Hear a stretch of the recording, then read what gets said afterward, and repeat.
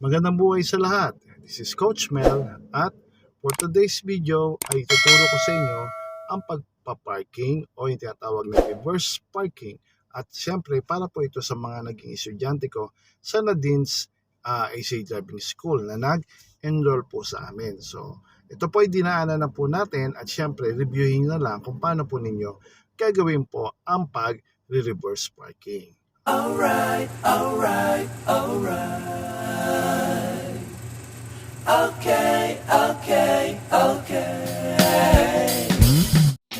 Okay, una, siyempre, hanapin nyo po ang inyong parking slot at maaari kayong gumamit ng reference na kung saan itapat ang side mirror sa line or hanapin po ninyo yung center part ng parking slot.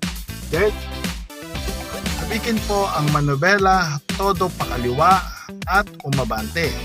At habang umabante, tanawin po yung dulo ng line na tinapatan ng side mirror at huminto.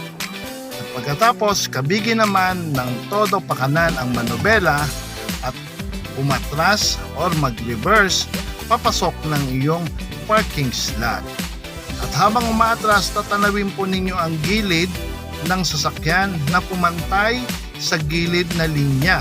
At pagpantay na po sila, idiretso na po ninyo ang pag-atras sa loob at hintayin tumama ang gulong sa stopper kung may stopper po ang parking slot.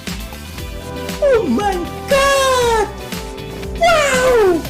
Yun ay nagawa na ninyo ang pagpapark sa loob ng parking slot. At yan po ang tinatawag na reverse parking.